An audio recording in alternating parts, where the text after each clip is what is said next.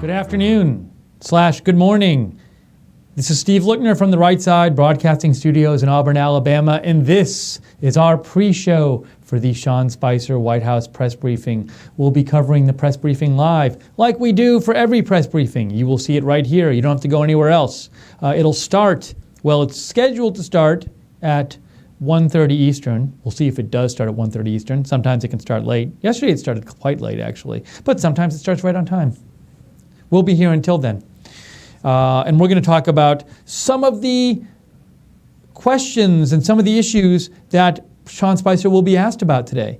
And while we do so, we would love to have your feedback and your comments and your take on the big issue Sean Spicer is going to be asked about. So if you'd like to write in, you can write to me at Twitter, at Lookner, at Lookner. You can direct message me there. I'm happy to read your comment on the air. Or feel free to ask a question. I'll do my best to answer it. You can also email me at steve.lookner@rsbn.tv. So please write in about any of the big news that's going on now that Sean Spicer might be asked about. Now, I have to say, I think the number one topic today that Sean Spicer will be asked about is going to be President Trump's tweet from this morning. Well, his two tweets. So if you didn't see it, actually, Jake, I didn't give you a heads up about this, Jake, but is it possible, Jake, let me know if this is going to be too hard because I didn't give you a heads up. Is it possible to put President Trump's tweet on the screen?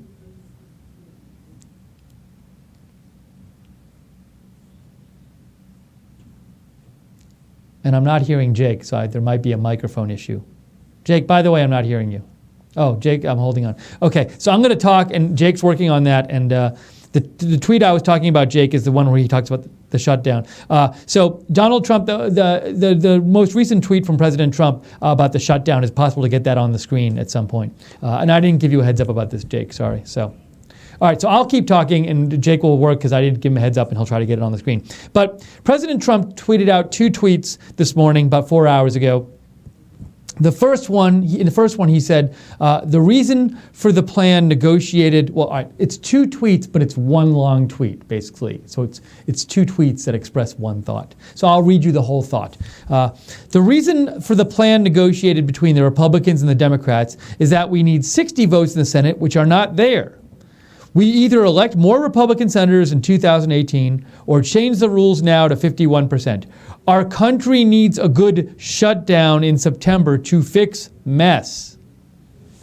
So President Trump in these two tweets, what he says is he says that omnibus spending bill that was just passed, it needed 60 votes to pass because in the Senate, the Democrats can filibuster and you need 60 votes to stop the filibuster. So as a result of this, and this is not explicitly stated in the tweet, but I think it's implied, as a result of this, there was a bunch of stuff in this spending bill that President Trump would have liked to have had in there, which was not in there. And this is not the spending bill that President Trump would have wanted. But he had to get Democratic support or he couldn't get it passed. And so in the first part of the tweet, he talks about how he's explaining why that is, and that actually needs 60 votes instead of 51 to get it passed. But he also said to solve this issue, he said we either need to elect more Republican senators in 2018, so they would need 60 senators to have a filibuster-proof majority in the Senate, or we need to change the rules, he says, to 51%. So he's saying change the rules to not allow a filibuster anymore. Now, and then after that, though, he says our country needs a good shutdown in September to fix mess. Now, there's been this big brouhaha this morning because some people see this as President Trump encouraging a government shutdown and like threatening to shut down the government. And so I think you can see that would be that there would be people who would like certainly the media would jump all over that and discuss it and make a big deal out of it. And, there's different ways we could interpret it. You can interpret it as a threat. You can interpret it as maybe he's like sort of joking and he doesn't really mean to shut down the government, but he's suggesting it could happen. So, but I have to imagine that there will be a number of questions asked about this tweet. Is he threatening a shutdown? Is he okay with the shutdown? There'll be like all these different questions about this shutdown tweet. So that, I'm guessing, will happen. Maybe those will be the first questions. And again, we're here. It's 1:10 p.m. right now. Sean Spicer's press briefing starts off at 1:30 p.m., at least supposedly. And we're here. This is the pre-show. This is the pre-show for Sean Spicer's press briefing. We're covering it here live in Right Side Broadcasting. And we're bringing it to you. We always cover all the briefings. We do a pre-show and a post-show. Where else are you going to find that? I don't know of that existing anywhere, a pre-show and a post-show every day for Sean Spicer's press briefing. But we do it. We think you like it. Hopefully you like it.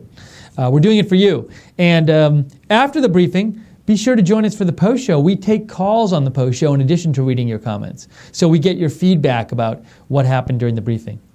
And I would love, as I said before, to hear your comments. So what do you think about this tweet President Trump sent out this morning where he said, our country needs a good shutdown in September to fix mess? Did you like that tweet? Did you not like that tweet? Does it worry you? Do you think that might help the president achieve his goals? What do you think? If you have any thoughts on it, reach out to me on Twitter at Lookner, at Lookner, direct message me, or email me at stevelookner.rsbn.tv. I'd like to hear what you were thinking about that.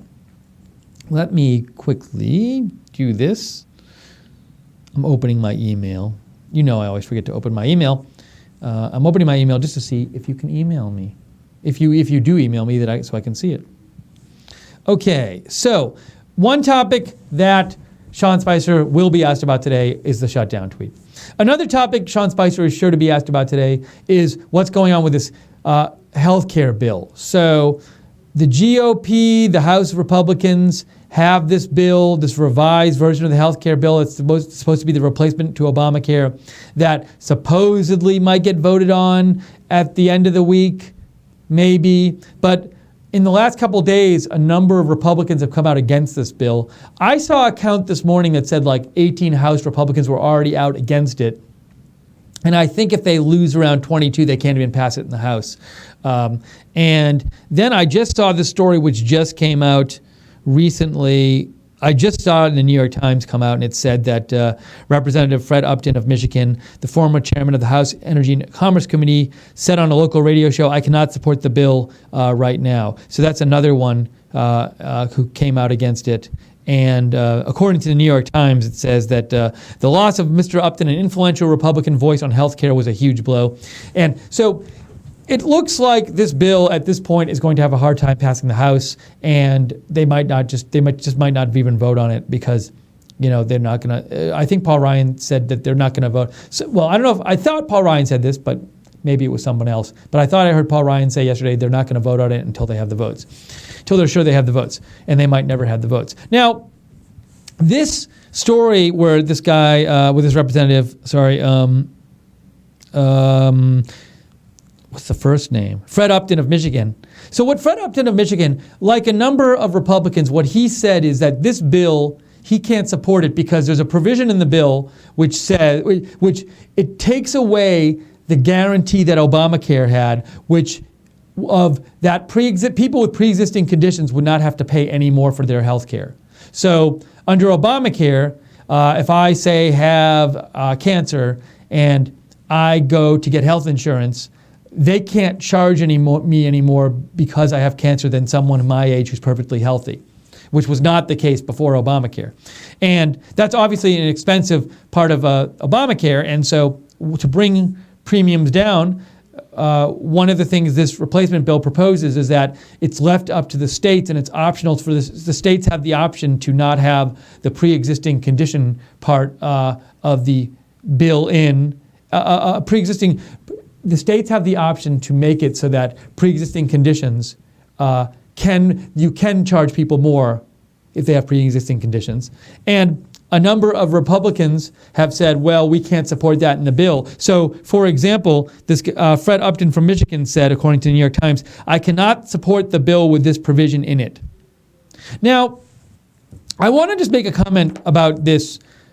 This is something, it's a bit, this is just my little personal editorializing here, but I am a bit bothered when I see Republicans object to specific provisions in any of the proposed Obamacare replacements because I feel like for some of these Republicans something might be going on. So what will happen is a Republican will say, well, I can't vote for this version because this version has provision X in it. So they might say, well, I can't vote for this version because this version has this thing where it takes away the pre-existing condition protection. Now, it'd be one thing if that was really the only reason they couldn't vote for a replacement version. But what I suspect is happening is some of these Republicans won't vote for any replacement bill that gets rid of like any of the significant entitlement parts of Obamacare.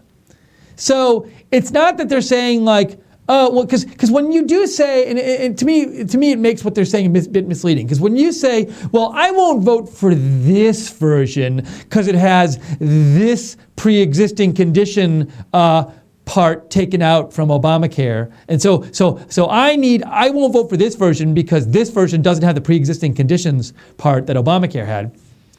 When you say that, it's implying that there's some replacement bill you would vote for that does, in some sense, take some of the stuff from Obamacare out of healthcare, and in some case repeal some parts of Obamacare and some of the entitlement parts. But I think a lot of the people, at least some of the people, who say, well, I won't vote for this version of the replacement bill because it takes away this one part of Obamacare, I think they won't vote for any bill that takes away any of the entitlements of Obamacare because they're scared that their constituents might be mad that they voted for a health care bill that took away something that Obama gave to people. Now, and so what bothers me is I feel, rather than coming out and honestly saying like, look, I'm not going to vote to replace Obamacare because my constituents actually, they like these certain things that are in Obamacare, and any kind of replacement for Obamacare that doesn't have any of these things in it, they're not going to support me for. That would be the honest thing to say. But what they do is they use these specific proposals to hide that. And they hide behind a specific proposal and they say, well, I'm not voting for this replacement bill because it has this problem with it. When in fact, I think they wouldn't vote for any replacement bill that took out any big entitlement from Obamacare, but took out any big entitlement part of Obamacare. So I wish people would be more honest, and I think at least some of them are not being honest about it. And I'd be okay if they just said, look, I know I'm a Republican, but my constituents like the entitlement parts of Obamacare, and so I'm not going to vote for any replacement bill because my constituents want the entitlement parts, and if we have a replacement bill that keeps the entitlement parts, that's not really a replacement bill, and also we could never pay for it. So I just wish they would be more honest. That's my thought on this. Maybe you disagree with me. Let me know if you disagree with me. You can write to me at Lookner on Twitter, at LOOKNER, or email me at steve.lookner@rsbn.tv. So we're covering the Sean Spicer briefing, as we always do. The briefing is scheduled to start in about 12 minutes. We will go to it live when it starts. This is the pre-show. We're also doing a post-show after where we'll be taking calls and listening to your comments about the briefing and reading your comments on the air. So stay tuned for after the briefing as well, after you watch the briefing. And right now I want to see, so we've mentioned two things Sean Spicer will be asked about today. He'll be asked about President Trump's tweet this morning where President Trump said, the exact words were, our country needs a good shutdown in September to fix this mess. And he's going to be asked about what's going on with the health care bill. Those are two things he's going to be asked about. Let me check. I think someone sent me a message. Boo Grow writes, absolutely the government should be shut down in September with the exception of Social Security. It would get these lawmakers' butts in gear. So, Boog, you think the government should be shut down in September, assuming, I think, Boog, you're saying, assuming President Trump can't get what he wants in the next budget in September, you think it should be shut down. So it'll get lawmakers to do something. Now, do you mean it'll get the Democrat lawmakers in gear because it'll make them start voting for some stuff Republicans want? Or do you mean it'll get Republicans lawmakers in gear? It could mean a lot of things, what you say. Boog, so feel free to clarify if you want, but thank you for writing in. Appreciate it. We have Mid-American writes in, every Republican ran on repealing Obamacare. If they don't do it, they will lose in 2018, period. Republican voters will stay home. That's what Mid-American says. Mid-American, you might be right. For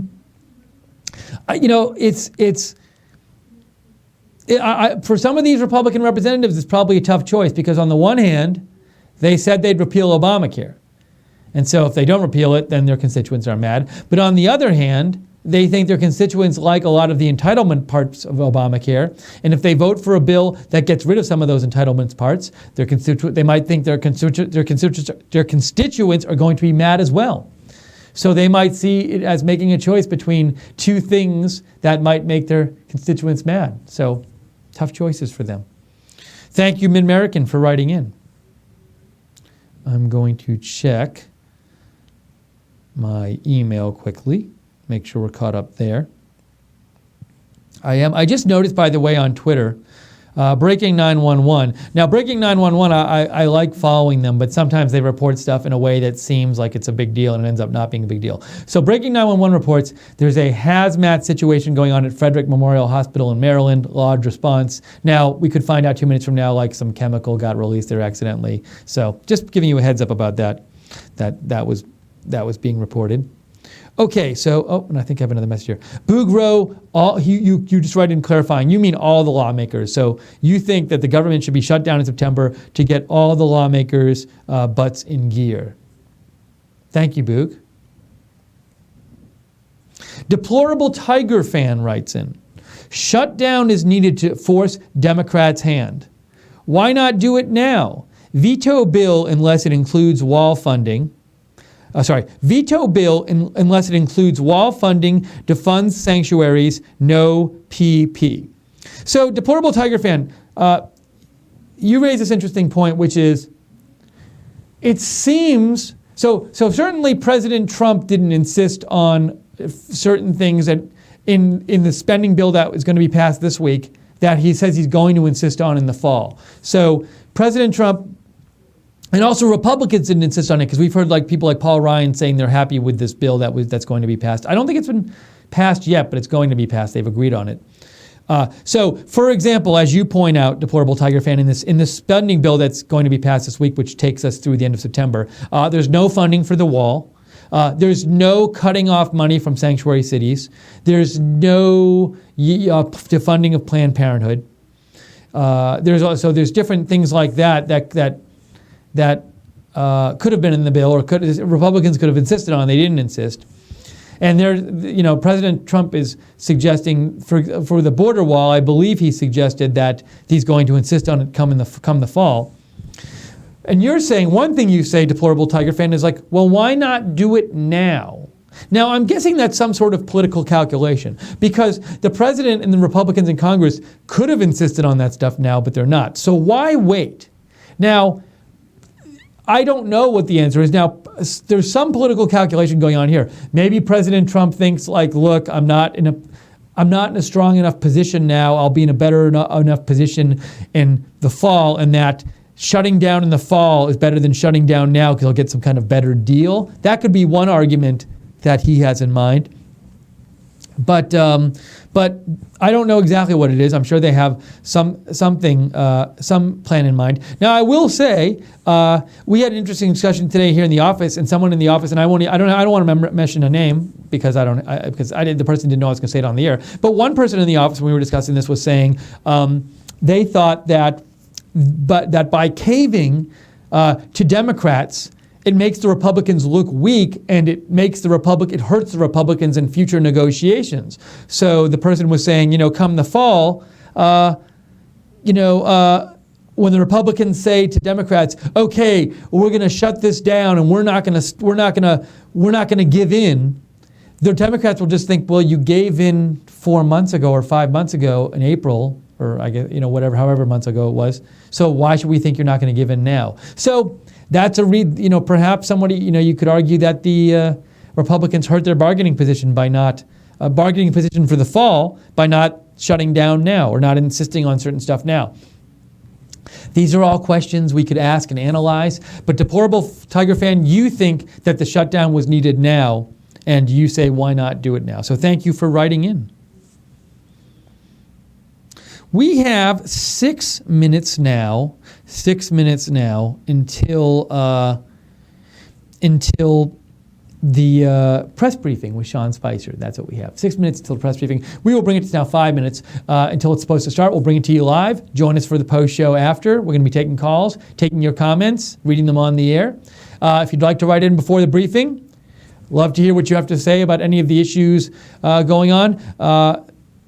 Healthcare bill. What do you think about that? President Trump's tweet about a shutdown. Are you happy with that tweet? Are you upset with it? What are your thoughts about? We've gotten some thoughts from people about whether the Republicans should have given in on the certain things they were previously insisting on for the spending bill that's going to be passed this week that takes us through the end of the fiscal year. What do you think? Message me on Twitter at Lookner, at Lookner, or email me at steve.lookner@rsbn.tv. Thank you to the moderators, by the way, for moderating the chat today. And also I want to say, if you enjoy our pre-show and post-show, and you enjoy like our coverage of the rally we did last weekend with President Trump in Pennsylvania, maybe he'll do another one soon. We'll be happy to cover it. But if you enjoy us bringing you this alternative to the mainstream media and bringing you like an interactive news coverage where we can hear your voices and we're not just shouting at you, we let you talk and we have a dialogue with you. If you like that, I hope you consider donating to us because we really rely on you to stay on the air. We can't survive without your donations. Your donations are the major part of our operating income. So if you'd like to donate, you can either go to rsbn.tv/donate. That's rsbn.tv/donate. Or if you would like to set up a recurring monthly donation, you can get like all kinds of freebies and goodies from Right Side for doing so. Check out our Patreon page, www.patreon.com/RSBN. And that Patreon is spelled Patreon. And you can read about all the rewards you can get from donating to us. Or if you want to be really easy about it, if you're watching this on YouTube, you can click the $ at the bottom of the YouTube chat, and that lets you donate. Thank you to everybody who's donated so far. Much appreciated because you have let us stay on the air covering this stuff for you. And thank you to Jake for producing today. Okay, I wonder if something I noticed yesterday, I don't know if Sean Spicer will be asked about this. Oh, wait, I got a message, so I want to read that first. Helen Back writes in, there is no such thing as an honest politician. So Helen, thank you for writing in. I think Helen, that might be a response to when I was saying I didn't think some Republicans were being honest when they were saying, well, like, I won't vote for this replacement bill because it has this provision in it. I think they really won't vote for any replacement bill which guts Obamacare at all. But they're hiding that view, and they're able to hide it behind saying, I won't vote for this replacement bill. So I think that's happening with at least some of them. And I think, Helen, that's why you said there's no such thing as an honest politician. Thank you, Helen, for writing in. So something I noticed yesterday, there were these May Day riots in throughout in the U.S. in some cities. There was New York and Portland and Olympia, Washington, Seattle, and I also saw some riots going on in protesting going on in Paris. And in Paris, I read that a couple officers were very seriously injured, and I saw footage of people throwing looked like Molotov cocktails at police officers. I saw a video where they pushed this thing on fire at officers. And I need to read a bit more about this. What I didn't understand is isn't that just assaulting an officer? What's the difference between a protester doing that and me just going up to an officer today and throwing something on fire at the officer? Now, if I did that, if I went out to Auburn, Alabama right now and I said something was on fire and I threw it out at an officer, wouldn't they just arrest me right there and charge me with assault and battery against an officer and throw me in jail? And probably, I'm sure it's a felony. I'd probably get time in prison. Why? Yes. And what I was confused about is it was France.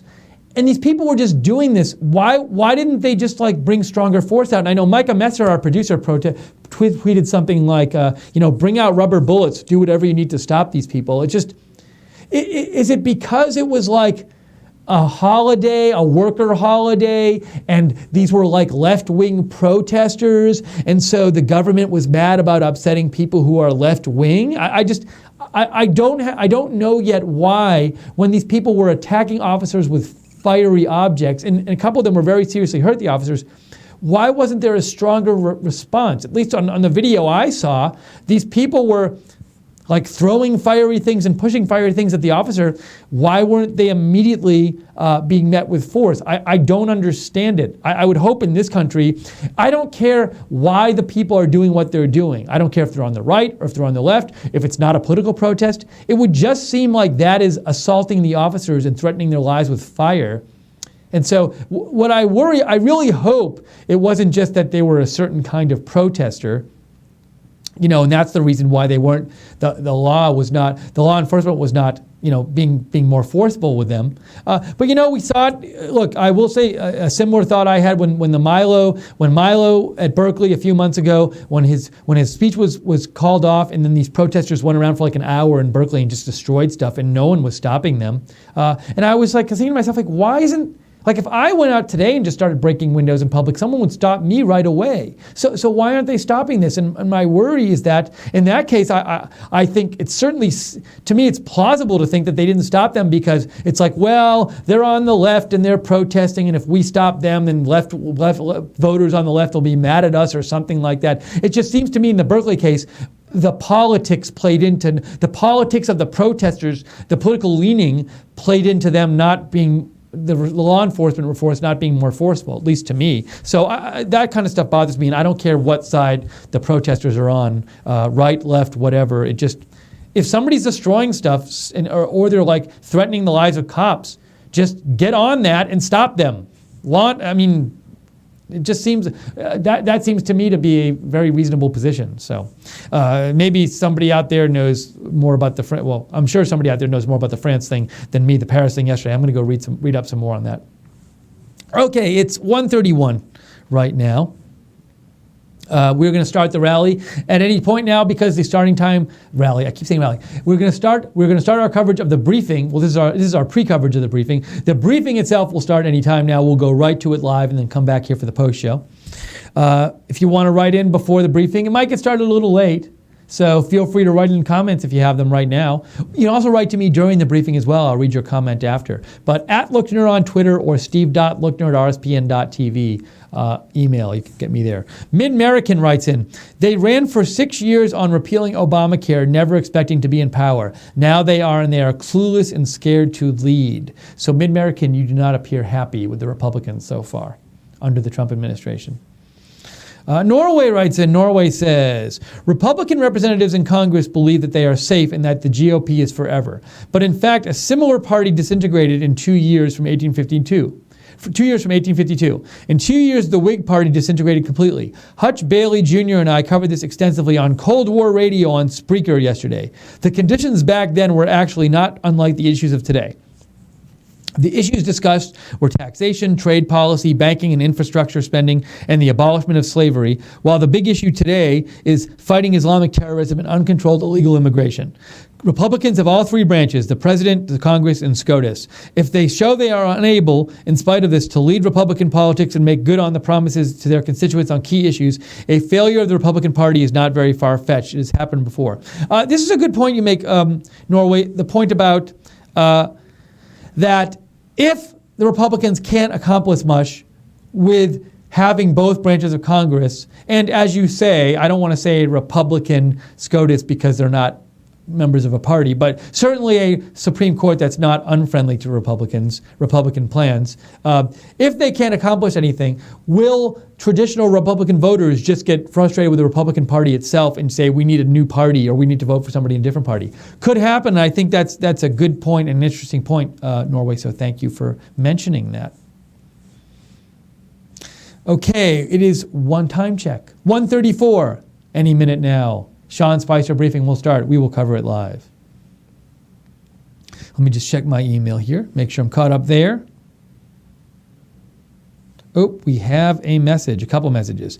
This is from Norman, let's see, hold on. Norman and Selma Oetker. And Norman and Selma Oetker write,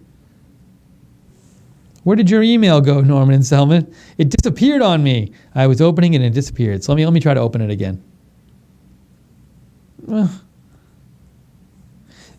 I think it's very weird. Oh, here it is. Hi, Steve. Can you see a good thing if the president would pass the presidency to his vice president for the sake of the country? Hold on. And I think you said something else, Norman.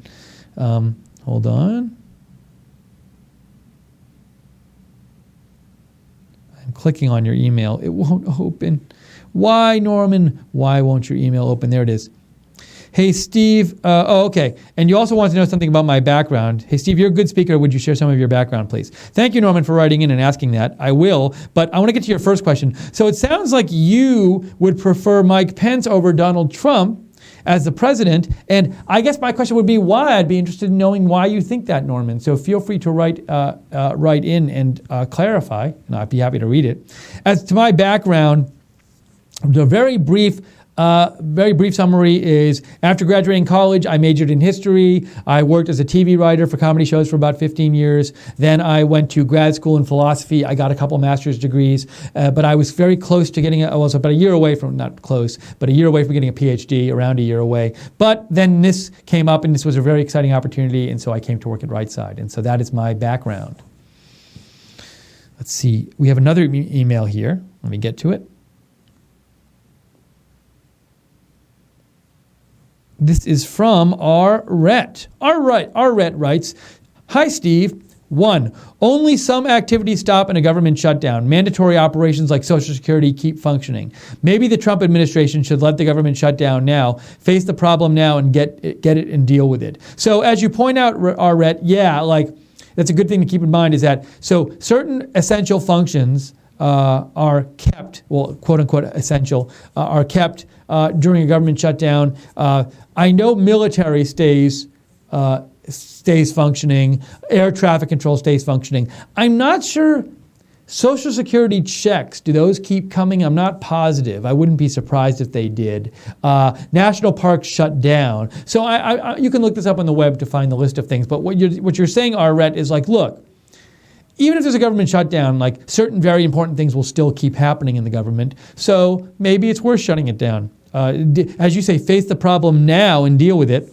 Also, you say, Arret, the Democrats are going to block anything that is important to President Trump. The wall, replacing Obamacare, cutting funds to Planned Parenthood, etc. Blessings, Arret. So, there's this question, Arret, which you bring up, which is like, will the Democrats ever support any of this stuff that the Republicans want that you mentioned in future spending bills?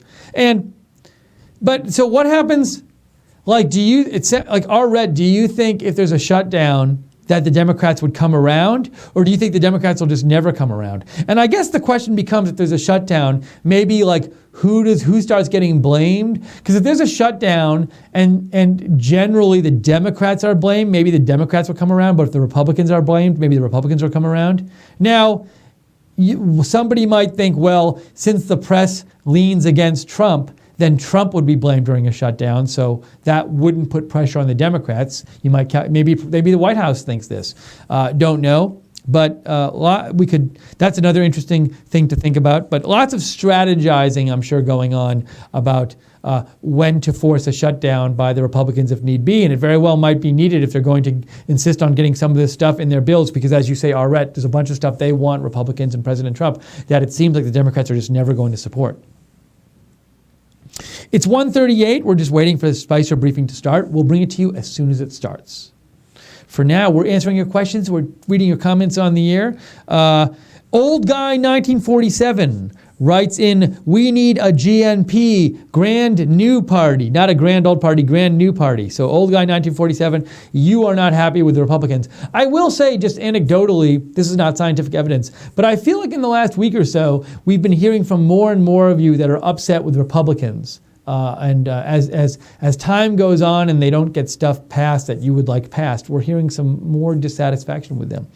Mid-American writes in, it's the GOP I despise. They are GOPE or GOP. They are Democrat light and only want a smaller version of big government. Freedom Caucus has, GOPE, you say. What does GOPE stand for? I don't know. You say they are Democrat light and only want a smaller version of big government. Freedom Caucus has the right idea. So do you mean like the rest of the GOP beside the Freedom Caucus, Mid-American? Is that what you mean? I'm just trying to parse it there. Sorry if I should know what that means, Mid-American. Hold on, I lost my email here. Just getting your email back up on screen. Okay, I got all your emails. Now, what else? What else will we talk? Well, so Sean Spicer, in addition to being asked about some of the things we've talked about already, I do think he might be asked about, so this President Trump tweet from this morning, it didn't just say our country needs a good shutdown in September to fix the mess. It also raised the possibility of changing the filibuster rules. It said, we either elect more Republican senators or change the rules now to 51%. So I'm guessing Sean Spicer will be asked about that proposal to change the filibuster rules. How serious is the president about trying to get that done? Now also, big thing Sean Spicer will be asked about is President did a bunch of interviews yesterday. I saw a bunch of the press really kind of freaking out about the interviews where he talked about one interview was one comment he made yesterday was President Trump said he would meet with Kim Jong-un in theory, and he said he would be honored to do this if the circumstance was correct. And he called Kim Jong-un all right, so maybe we can talk about that on the post show. Anyway, we're about to go to the briefing. We're going to go there now. Enjoy the briefing and then join us for the post show after. We look forward to seeing you then. See you soon.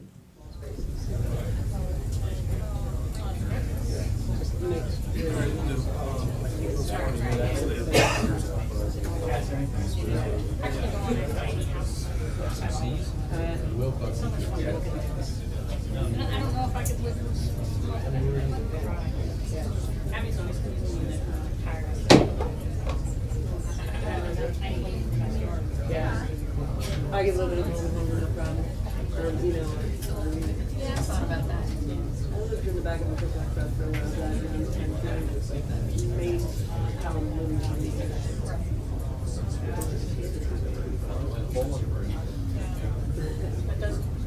That's kind of totally different.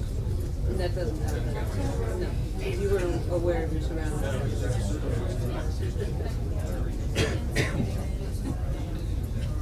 Dan's there, right?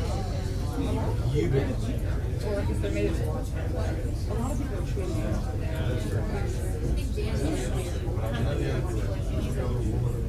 And I actually had church and I got Nick tweeted clear. Christy on the board and moderator.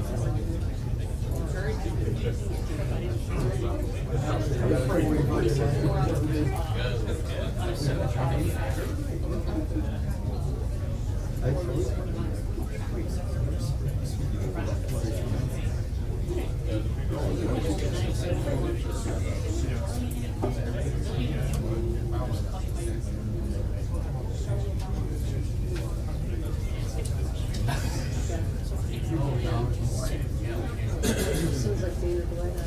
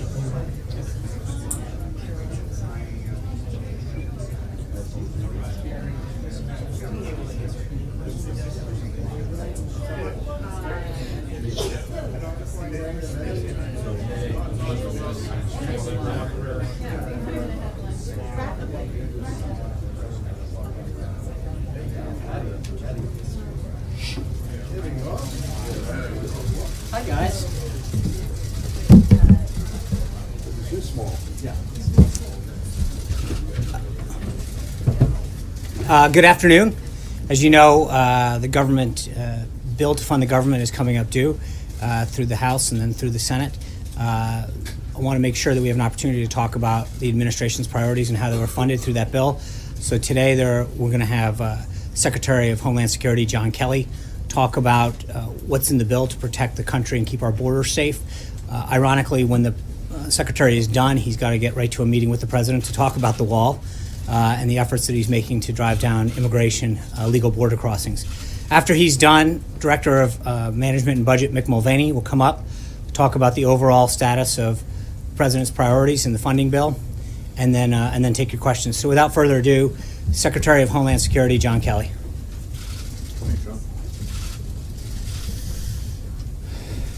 Well, I've talked to many in the media over the last 100+ days about the things our department does on a daily basis to keep our nation safe.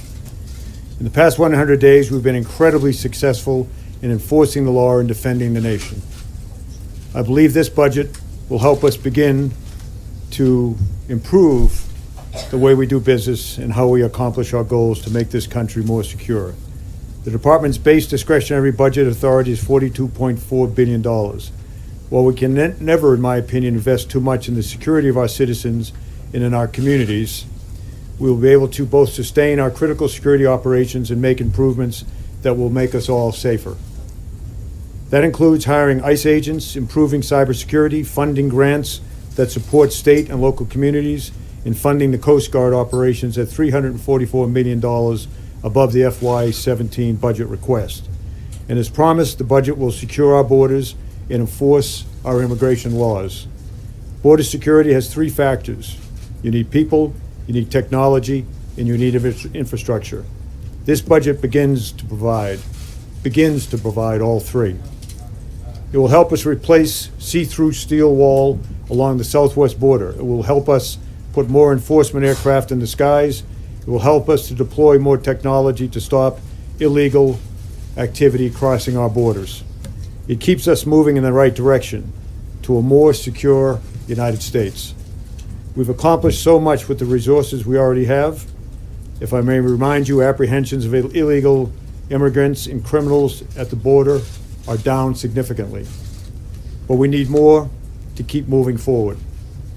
This is our government's largest investment in border security in 10 years. We are getting the tools we need, or beginning to get the tools we need, to make a change. But frankly, I am shocked at the behavior of some individuals in public service or public office that instead of celebrating how they've managed to reduce the amount of money for our border wall, a wall that will make us more secure, that will prevent drug smuggling, they're rejoicing in the fact that that wall will be slower to be built, and consequently our southwest border under less control than it could be. These appropriations provide a solid investment in the people, equipment, and technology that helps our department protect the homeland. We face a variety of hazards with man-made and natural factors, and this budget begins to help us confront them all. I would like to thank, as I always do, all of the men and women of DHS who take on this often thankless, often dangerous, and very, very difficult job, and they do it every day superbly. I am proud to lead them. Most Americans appreciate what they do and thank them every day. Most public officials also appreciate and defend them. But there are many who owe them an apology, many in public service who owe them an apology, and frankly, many in the media, for how they disrespect them for what they do, and how they serve us every day. And with that, I would like to introduce the Director of OMB. Mick. All right, let's get the important things out of the way first. Thank you for being here. Sean said I can't do this, but today is my anniversary. So my wife is actually watching this for a change. Hey, Pam, I love you very much. It's my 19th anniversary. Good, we got that out of the way. And believe me, I wish I were home and not here, but as much as I enjoy you people. Well, when you can't be home for your anniversary, you do it. Just a hopeless romantic. Those of you who know me know that it's a miracle that I've been married to anybody for 19 years. So we're here today to talk about the bipartisan spending bill, okay? And I want to focus on that description first before we go into the details. A lot of folks have asked us over the course of the last 24, 48 hours, with Republicans in charge of the House and the Senate and the White House, why do we need a bipartisan spending bill? And one of the things I think is not being discussed as openly as it should is that this is one of those bills that requires 60 votes in the Senate. So it's not like the health care bill. We have to have at least 8 Democrats support this in the Senate, which is why we've been working with Democrats from the very beginning. Yes, we could have passed a Republican bill only out of the House, but it never would have passed out of the Senate, and then we would have been accused of not being able to function and run the government. So there's a very good reason that we're working with Democrats on a bipartisan bill, and that is because we must. And until those rules change, that's the environment that we're going to continue to operate in. The Dems have been trying to claim victory on this, which I think is a very strange way to look at a bipartisan discussion. If you're in a bipartisan meeting, I think it's very unusual for one group to walk out and start spiking the football and say, hey, we won, we killed the other guys, and it certainly doesn't bode very well for future discussions. But since the Democrats have raised the issue and tried to cast this as Democrat victory, I think it's important today and only fair to show you what's really in the bill and how the president actually cut a tremendous deal for the American people. At the end of the day, that's who we think won in this discussion, in this negotiation, not the Democrats, not the Republicans, but the American people. First, the list of things that Republicans got in the negotiation. You've heard a bunch of different numbers about the top line defense number. I've heard as low as 10 or 12.5 billion dollars. The number is 21 billion. Okay, that is what the additional defense spending is. $21 billion. That's made up of 2 numbers. $15 billion in a standalone OCO, Overseas Contingency Operation account, and another $6 billion that is hardwired into the underlying DoD approps bill. Remember, this is an omnibus bill, which means it's made up of different appropriations bills. One of those bills that becomes part of the omnibus is the defense appropriations bill, and in that bill is $6 billion worth of OCO spending. So you take the 6 that's in the underlying bill, the 15 that was added as the supplemental, and that's how you arrive at the $21 billion. The $12.5 billion number is wrong. The $15 billion number is wrong. You could talk about a number as high as $25 billion if you wanted to compare it to FY 2016, but you could never go below $21 billion in that analysis, which is a full 2/3 of what we'd asked for in the beginning. I'm going to talk a little bit more later on about the DHS number, the $1.522 billion of additional spending, by the way. That's not all of the spending on border security. The total DHS number by the time we're finished will be north of $42 billion. Okay, the largest funding levels for border security in the last 10 years is what we'll have at the end of this process. That's where this negotiation has taken us, to the largest spending on border security in 10 years. We'll go over the details of that in a second. Miners' health, one of my favorites. So the Democrats walked out of the room and said they protected the miners' health. Okay, so did the president. The president is asking me since the day I got here for a way to fix the miners' health issue problems that they have in Appalachia. And we were simply waiting for the opportunity to give it as part of a bipartisan discussion so that we could get something in return. We mark this as one of our victories in this particular bill. Every single Second Amendment protection that we wanted and the Democrats wanted to get rid of is still in the bill. Every single pro-life protection that we wanted to keep in the bill and the Democrats wanted out is gone. Okay? And most importantly, and those of you in this room and the folks who take the time to watch this during the day, understand this and follow this business fairly closely. We broke parity. Okay? And for those of you who've been covering this area for a long time, know what that means. It means in the past several years, ever since the spending caps came on, ever since the sequester went in, there was this unwritten deal on Capitol Hill, which is for every dollar of defense spending that the Republicans wanted, they had to give $1 worth of non-defense spending to the Democrats. That was the deal that President Obama was able to cut during his last years in office. We got $21 billion of new defense spending for less than $5 billion of non-defense spending. Okay? We didn't go dollar for dollar. We got $1 of spending and only gave 20 cents worth of non-defense discretionary. That's a tremendous development for this president and a huge win from a negotiating standpoint. Okay? Think about that for a second. We've gone from $1 to a dollar for just 20 cents. And plus, part of that $4.5 billion is stuff that we like. So the miners' health is included in that number. So even some of the stuff that we gave away, supposedly, to get the defense spending was stuff that we liked in the first place. What didn't the Democrats get? There's no Obamacare bailout money in this package. I've read that in the newspapers a couple different times. I've seen it on the news. Go find it for me. It is not there. What the Democrats are telling you about that is false. There's absolutely no language in this bill that requires us to make any Obamacare bailout payments, any CSR payments of any way, shape, or form as a result of this deal. Okay? Why are the Democrats saying that? Because it's what they told their base they would deliver, and they failed to do that for their base. That is not in the bill. There's no new money for Puerto Rico. You hear the Democrats crying out that they got $295 million for Puerto Rico. Not a penny of it is new money. Okay? All of that money was already spent. It was actually part of Obamacare under a previous agreement. That money was sitting there unspent, and all we agreed to do was agree to let them move it from one place to another. Did not cost the taxpayer a penny. They wanted new money. They wanted a bailout. We wouldn't give it to them. We gave them money that was already appropriated and already spent. No renewable energy subsidies. They wanted, at the last minute, they threw in a demand for renewable energy subsidies for wind and solar and other types of things. We kept those out. What they really didn't get is this, and this is what they wanted. They wanted a shutdown. We know that. They were desperate to make this administration look like we couldn't function, like we couldn't govern.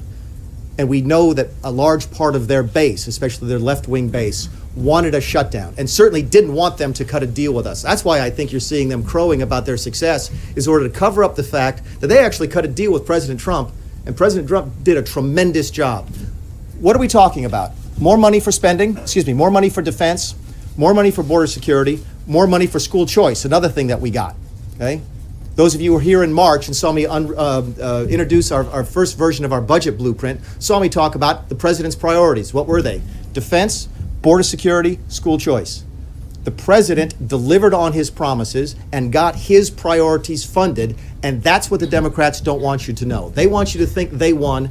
What they don't want you to know is the American people won here because the president simply out-negotiated them. I want to come back to one thing, then I'll take some questions. If I can bring the pictures up now, that would be great. You've heard me talk a lot over the course of the last couple of weeks. I've been on television a couple of times saying, oh, there's no bricks and mortar, there's no bricks and mortar, and there's no bricks and mortar for a wall in this. We can build this, okay? And we're going to build this. There are several hundreds of millions of dollars for us to replace cyclone fencing with 20-foot high steel wall. There's several hundreds of millions of dollars in the bill for us. Can we bring up the other photo, please? If we have the other photo. There's several hundreds of millions of dollars for us to build levee walls along the southern border. And as many of you know who follow this issue, some of the most vulnerable areas that we have are places along rivers where we desperately need levees in order to provide the protection of the southern border that we need, okay? We are building this now. There is money in this deal to build several hundreds of millions of dollars of this, to replace this. That's what we got in this deal, and that's what the Democrats don't want you to know. This stuff is going up now. Why? Because the president wants to make the country more safe. This doesn't stop drugs and doesn't stop criminals from crossing the border. In fact, it doesn't stop hardly anything from crossing the border. This does. And that's what we got in this deal, and that's why we're so excited about the opportunities that we have to follow through on the president's promises to secure the southern border. So unless we have the other picture, I'll take a couple questions. How do you say that fence will keep drugs from coming over the border? They tunnel underneath the border 75 This is the 80 border, feet. the general left. This is the wall, by the way, that DHS said they want. I've sat in the Oval Office of the president. We've talked about bricks and mortar. We've talked about concrete walls. This is what DHS wants. Why? Because it actually works better. You can tunnel under anything. I will answer your question, okay? You can see through this one, okay? It's actually safer. Where we have this in place now, and we do, it's actually safer for our Border Patrol agents. You can talk to the DHS about the details, but there's been a dramatic reduction in attacks on our Border Patrol agents where they can see through the wall because nobody's throwing anything over the top at them. This is what DHS wanted. It's also half of the cost, so we can build twice as much of it. This is a huge win for border security. Nick, the president, as you know, tweeted out this morning that looking ahead to fiscal year 18, a shutdown may be just the thing that's needed to clean up this budget mess. Do you agree with him on that? Can you expand on that? I've been through a couple of shutdowns. Let me answer that question this way. That's a good discussion to have in September. I think the president is frustrated with the fact that he negotiated in good faith with the Democrats and they went out to try and spike the football and make him look bad. And I get that frustration because I think it's a terrible posture for the Democrats to take. If we're sitting here trying to prove to people that Washington is going to be different, that we're going to change things, we can actually figure out a way to work with them, and they do that to this president, listen, I would have taken offense at that, so it doesn't surprise me at all that his frustrations were manifested in that way. We've got a lot to do between now and September. I don't anticipate a shutdown in September, but if negotiations, if the Democrats aren't going to behave any better than they have in the last couple of days, it may be inevitable. You want to follow up on that? How would a shutdown clean up the mess? Look, there's a lot. Sooner or later, we'll have to start doing something different, all right? I think I can make the argument, and I think I just did, that we've made something dramatically different here today by getting rid of parity, by going that dollar to dollar and getting to something new, okay? That may help us change town a little bit. But if we get to September and it's still business as usual, business as usual, business as usual, nothing changes, and it takes a shutdown to change it, I have no problem with that. The gentleman in the back in the white, in the red tie. Thank you, Mr. Director, and happy anniversary. Thank you very much. I'm sure my wife really enjoys spending it this way. So. Okay.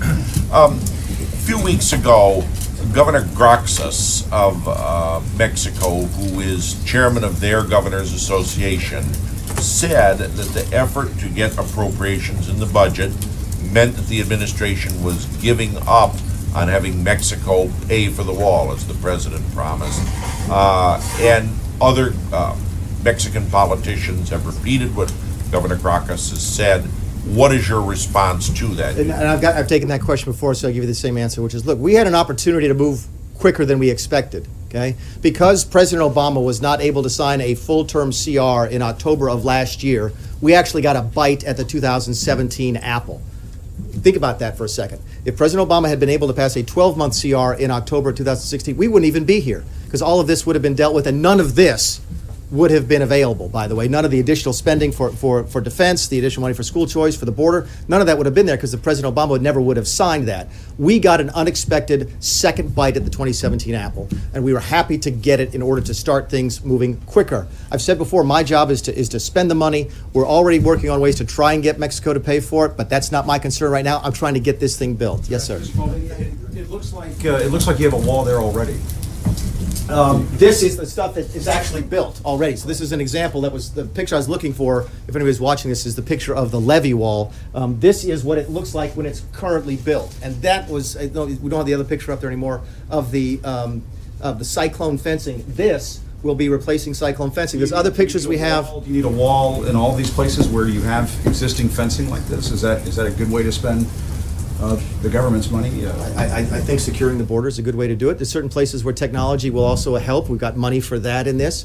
There's places where we can start land acquisition now, for example, for next year. We can do that in this bill. We can start ramping up to hire new border agents. We got additional beds, by the way, at detention centers so that we can effectively end catch and release. One of the difficulties we had on catch and release was that the beds were full of the detention centers. So we've added those beds. So when you look at it holistically, it's a tremendous improvement in border security. There'll be a wall across the entire U.S.-Mexico border. Now, as part of this bill, no. You've got a couple $100 million to do it. This is a several-year process. You could not build all of that in 1 year. Yes, sir. Yesterday, of this bill, you said, quote, "I think it's great that the Democrats like the bill. We think it's a great deal for the administration as well." Yeah. So what changed? Yesterday it was great that they were pleased with it, and today it's an outrage, it's spiking the football. I mean, what changed? Well, what I said yesterday is what you ordinarily say when you walk out of a negotiation, which is, we got some of what we want, they got some of what we want. We're either equally happy or equally unhappy, or we're a little bit more happy than they are because we got a bigger portion of government, and they're walking around trying to make it look like they pulled one over fast on the president. I just won't stand for it because it's not true. Yes, ma'am. I'd rather they be truthful. Go ahead. You were saying earlier that the Obamacare subsidies are not part of this bill. So Correct. Does that mean that this administration is going to stop paying those? We've not made any decision. I think I've said that to you folks before. We've not made any decision. The payments are due, I believe, the 20th or the 21st of every single month. We've not made any decisions at all on May. Yes, sir. The follow-up to the earlier question is, what do you say to the members of your own party who say that this particular negotiation didn't net what they wanted? Some of them, Mike Huckabee, I think, even tweeted something out earlier. They're not happy with it. So what's your Well, response? keep in mind to that until right now, I don't think anybody knew about this. Because what you heard us say is no bricks and mortar, no bricks and mortar is all about technology. about the deal itself? About Again, listen, I'd be happy to have this discussion with everybody and convince anybody on the right that this was a great deal. I talked with those on the right who are not happy with it. They've obviously seen it. My guess is they have not. My guess is they've been reading the Washington Post, they've been watching television and heard the Democrat side of the story, and I'm here today to let the other side in the middle. Yes, ma'am. If the president wants the government to shut down, he could just veto the new spending bill. He doesn't have to wait until the fall. So why doesn't he just do that if he thinks a government shutdown is the best? Yeah, I thing think for we're the giving it a country? chance to work. I think we're actually trying to, first of all, show that we can govern, and we can. We can do it effectively, and we have. And we can also fund our priorities, which this does. So I think, why would you shut it down when you've cut a fairly good deal for the American people and funded your priorities? I think what you heard this morning was his sense of frustration over how he's being mistreated by the Democrats on a bipartisan piece of legislation in the back standing up. Yes, sir. The president today in the tweet talked about a potential shutdown. You say Democrats wanted to do what they did so that they could force a shutdown. We've heard the term shutdown a lot here. Yeah. I think there's probably some folks at home who are saying, my gosh, we're barely 100 days into this. What does that mean for tax reform? What does that mean for an infrastructure bill? What does that mean for a government spending bill in September? And this is just year one. What does it say to the tone that we're already talking about? I think the tone is that they have a president who can run the place, which is not a narrative that you hear coming out of many different sources right now. You have a president who is able to work with Democrats and Republicans. Again, a little disappointed at the way the Democrats have acted after the deal was put together. But you've got a president who knows what he's doing when it comes to running the country. There were a lot of people who were absolutely convinced, including when he hired me to be the OMB director, that we were going to have a government shutdown. And I think the message that we're sending is that we are competent, we know what we're doing, and the country is safe in our hands, and we think this goes to prove that. Yes, sir. What just occurred, that you said the negotiations that just Mr. Chair, I want to follow up on that, Don's question. I'm a little confused. You said that the Democrats wanted a shutdown. Yeah, I really believe And that. it's the president himself that tweeted, our country needs a good shutdown in September. Can you explain that? And if there is a shutdown in September, won't it clearly be the president's fault? I mean, he's the one actually calling for Again, it. the 18 budget comes up in September. Between now and then, you've got tax reform to deal with, you hope to have infrastructure to deal with, you have the debt ceiling to deal with. So there's a lot of things to deal with between now and September. And again, what I think you heard the president express this morning was frustration over how he's been treated as part of the negotiation. And it may be, if things don't get better, that we get to that point. But I think there's a lot of things that will happen between now and then to let us know if we're moving in the right direction. To your first point about the Democrats, I think it was a little bit reported that there was a great deal of disagreement within the House Democrats over this deal. That Mrs. Pelosi was absolutely convinced when we said that we wanted money for the wall that we would shut the government down. And when we took that request off of the table early in these negotiations, they were flabbergasted. And they were stuck in a circumstance where they were facing possibly shutting the government down, and some of them wanted to do that. My guess is their base is not going to be very happy to know that we are building this. Okay, we are taking their taxpayer money to build this. All right, that's the deal that we cut, and my guess is that's not going to sell very well with some folks on the left, but they're going to have to deal with that. Yes, ma'am. Sir, you spoke about this being a bipartisan bill because it needs to be. The president seems to also be floating this idea of doing away with the legislative filibuster. Is that a good idea? I mean, is that something you're actually talking about, and is that what you need to?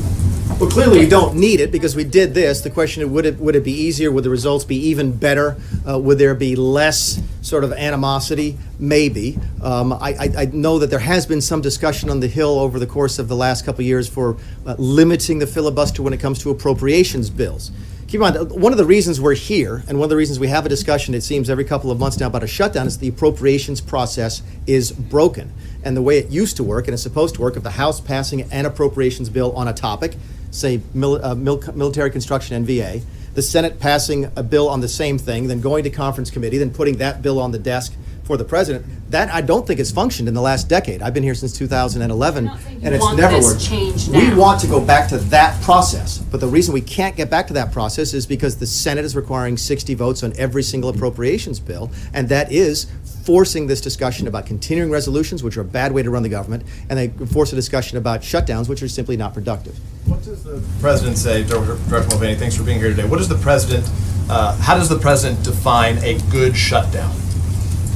Well, I don't know. We haven't had one. I think a good shutdown, if there is such a thing. Again, a shutdown is not, and I've said this before to you folks, I said it during my confirmation, it's not a goal, okay? And it's not a negotiating tool. The president advocated. But to the extent the president advocated for one today, if you wanted to imagine what a good shutdown was, it would be one that fixes this town. So what would the That one that president say? drives the message back home to people that it really was as broken as they thought that it was when they voted for Donald Trump, and they would trust him to, if that's what it's necessary to do to fix Washington, D.C., that would be a good shutdown. Yes. Just to be clear, in the last shutdown, 800,000 federal employees were indefinitely furloughed. Another 1.3 million were required to work without knowing when they would get paid. Right. So is that a good shutdown that fixes So Washington? back to your point, you and I have had these discussions before because I've been through a shutdown before. Every single one of those folks got paid, right? Everybody always has. During the temporary lapses in appropriation, which is what the Congressional Research Service calls them. those It families is that a you lot of agree. uncertainty, and it's certain. That's why I say it's not desirable. But you asked me what a good one would look like, and a good one would be something that fixes Washington, D.C. permanently. Yes, sir.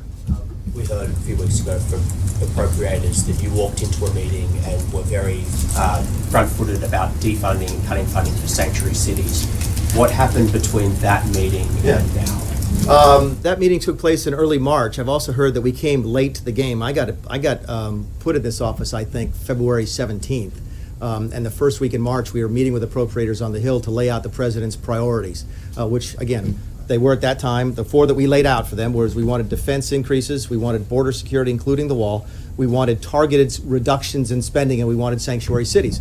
We had to give up on those last two as part of a negotiation, because that's what you do in a negotiation. We got, as part of that negotiation, something we didn't ask for in the first place, wasn't on our first list, but something that is still important to the president, which is the school choice. So that is the nature of a back and forth in a negotiation. And again, for the reasons I laid out here today, I think we got a tremendous deal. In the middle, yes, sir.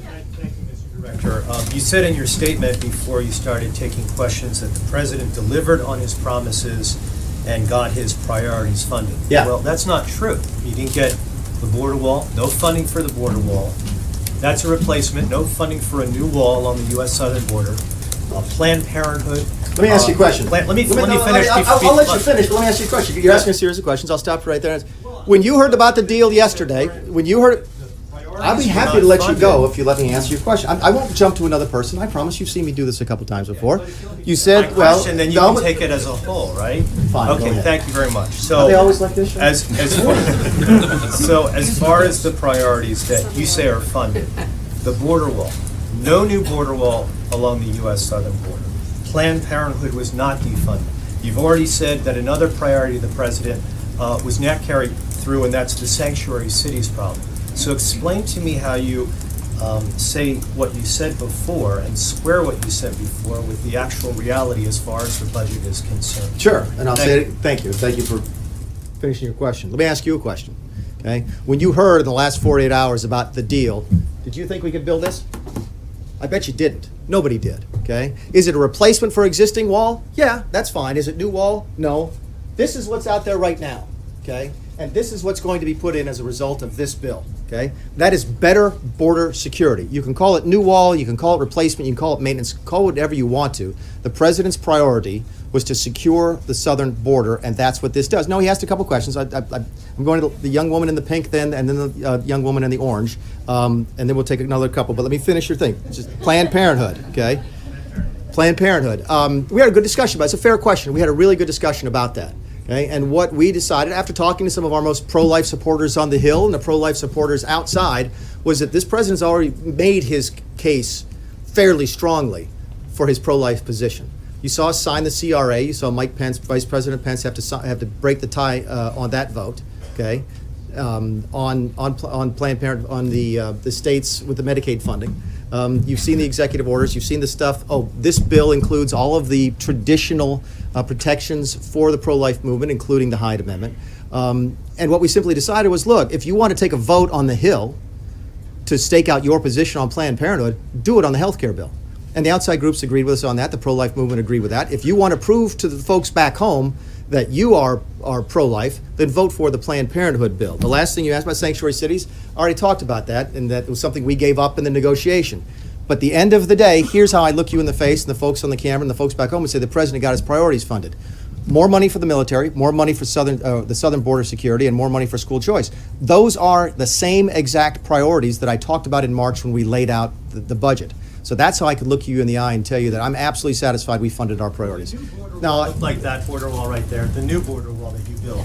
Will it look like that one right well, there? this is what's permitted in the bill, so that would So take I'm this- saying, will the new one that's built along the U.S. southern border look like that border wall right there? Well, I mean, we've got a border that's, in certain places, yes. I mean, the other photo we can't get up is the levees, so I'm not really sure what your question is.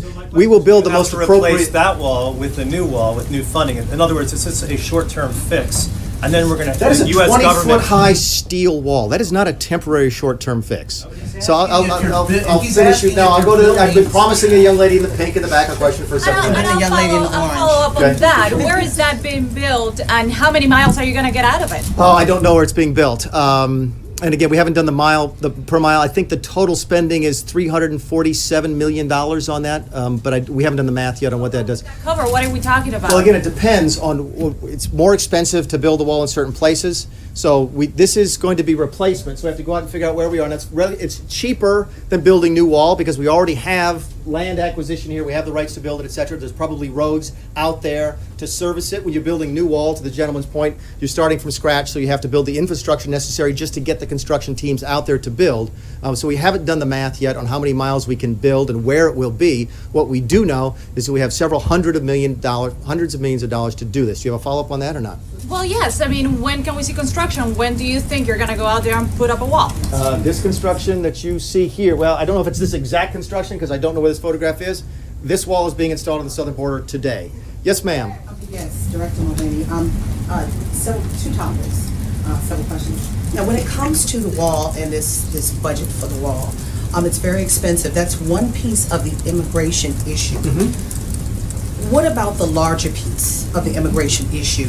Where's the funding when it comes to fixing the issue where you have people who are overstaying their visas? That's more of the immigration issue that in the past and even now that's happening versus just dealing with the southern border.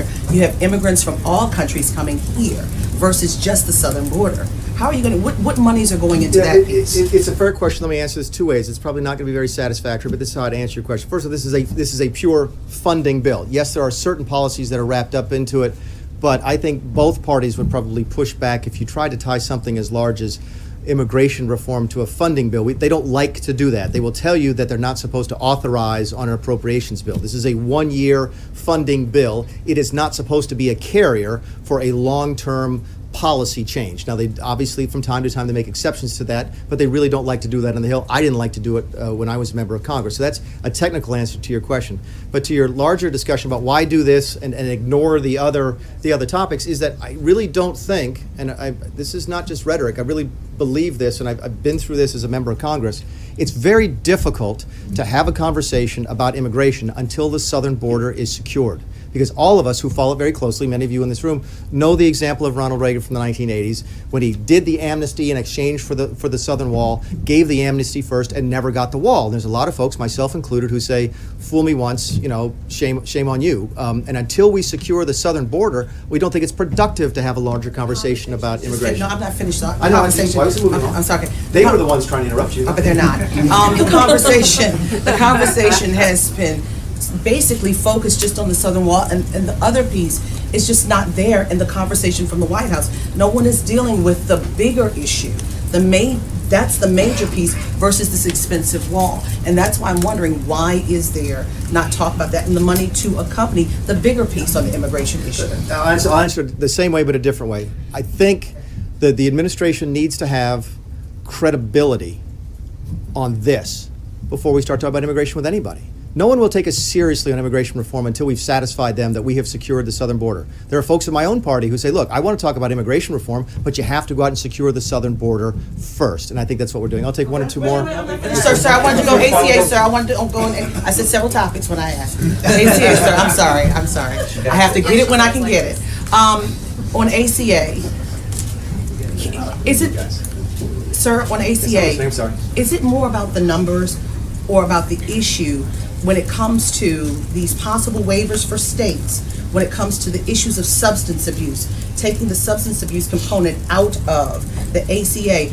That, I'm asking that question as many of these candidates, to include this current president who ran on the issue of fixing the opioid addiction, the heroin addiction. Now you have this piece that possibly that states can take the substance abuse prevention or programs out of ACA. What are the numbers on that? Because how do you justify that when these candidates, these Republican candidates and Democrats ran on this? Yeah, I don't know what numbers you're speaking of, but I will speak to the philosophy, which is that we really do believe that the states will do it better than we will.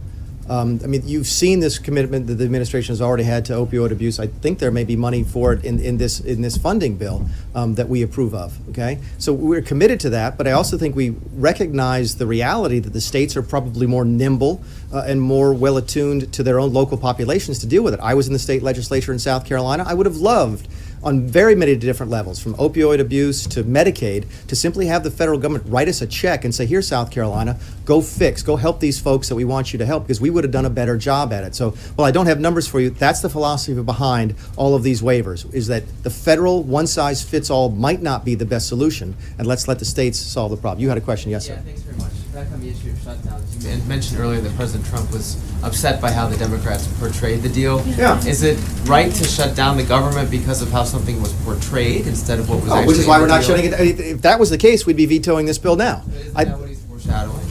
No, I think what he's foreshadowing is, look, this place has to change.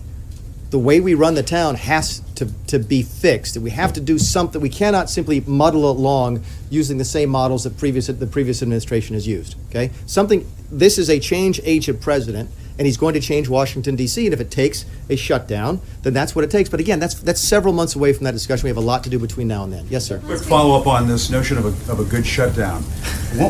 Wouldn't most Americans agree that shutdowns are bad? You shouldn't shut down the government? And further to that point, it seems as if you may have answered your own question this week on the question of government shutdown. You have a compromise. Republicans and Democrats are getting together and passing something. Both sides are not getting everything that they want. Isn't that what the American people want? They want their government to work and pass budgets that can be a compromise and both sides can agree on. How can a shutdown be good? That's exactly what I think they want, and that's exactly what we have given to them with this agreement.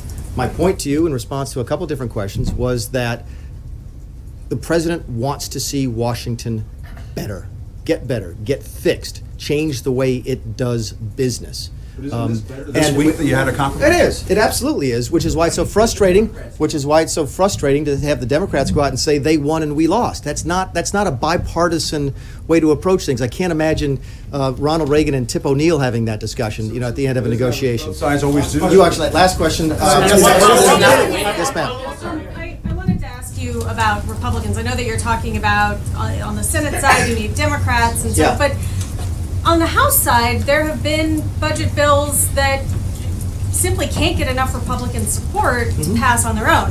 Do you think that it is possible to do a Republican budget bill with Republican votes alone? I do, because I voted for him myself. There's actually been a lot more like an actual appropriations many more bill? Appropriations bills that have passed with just Republican support than people realize. The reason you don't hear about them is that they die, because the Senate is incapable of passing a bill that has any chance of passing in the House, because they have to use the 60-vote threshold, which is where I started the conversation. So no, I think you're selling the Republicans short.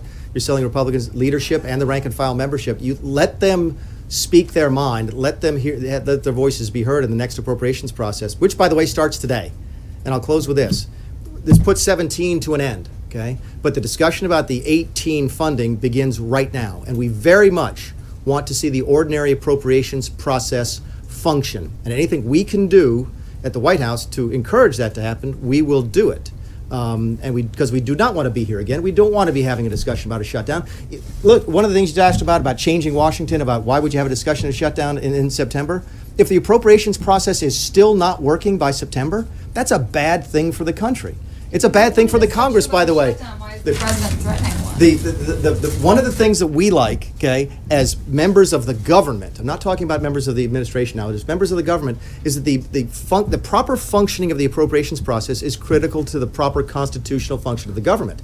The House and the Senate are supposed to use the power of the purse, and when they don't do appropriations bills, their constituents' voices, who are also our constituents' voices, are not heard. So we hope very much that comes back as part of the process. We're very pleased with the deal today.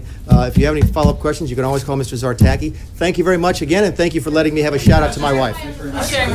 Will you guys just email where that wall is from exactly so we can identify location? Appreciate it. Sean, Thanks so much. please. Hey, Sean.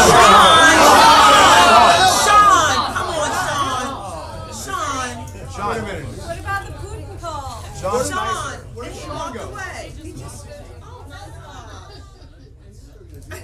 Really? Wait a minute. Wait a minute, sit right here, wait. Let's see.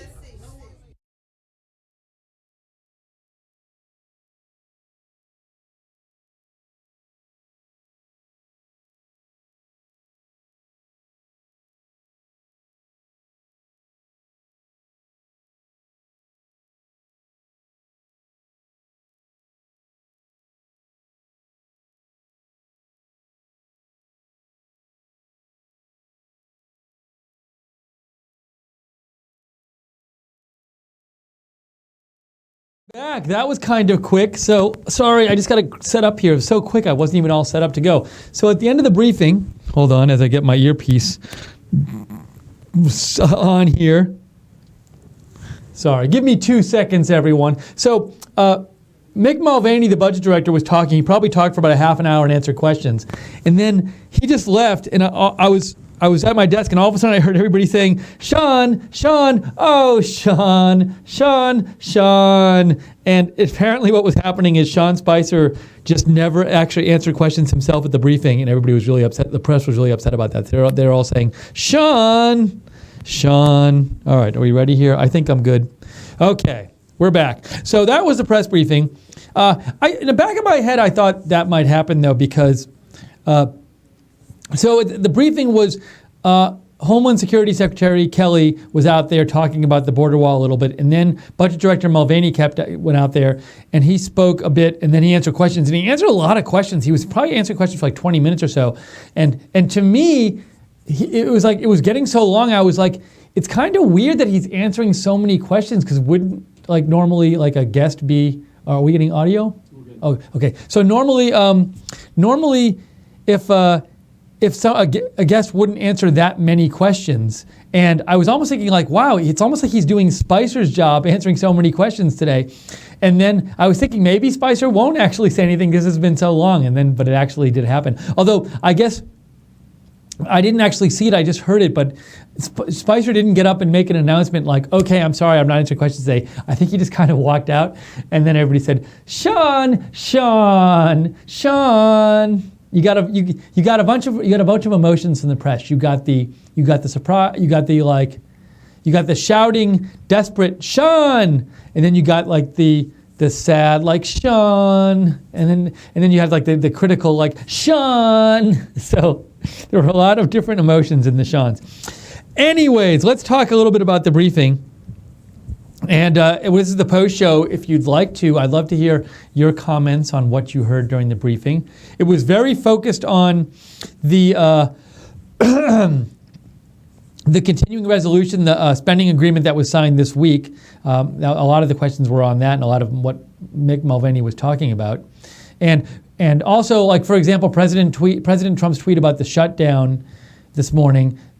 Mick Mulvaney got a number of questions on that. So while they didn't get a chance to ask Sean Spicer that, Mick Mulvaney did address it.